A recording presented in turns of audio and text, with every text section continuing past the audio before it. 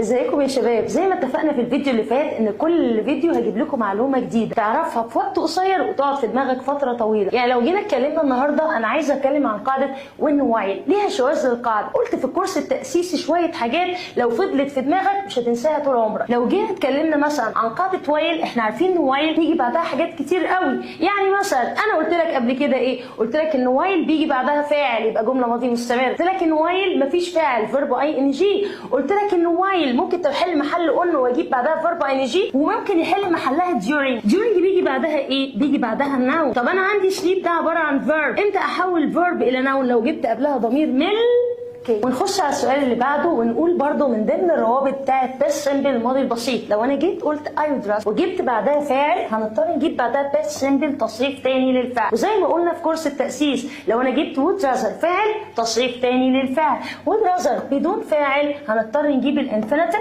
يعني الفعل زي ما هو في المصدر. ونخش على اخر سؤال في الروابط اللي لها علاقه ب past simple الماضي البسيط. من ضمن الحاجات لما يجي يجيب لي verb ing من غير فاعل نختار ايه؟ نختار on، نجيب الverb ing والناحيه الثانيه نجيب past simple ماضي بسيط. اوعى تنسى المعلومه دي، معاك المعلومه دي 3 سنين ثانويه عامه. on اجيب verb ing، while بدون فاعل verb ing، اجيب when past simple past continuous.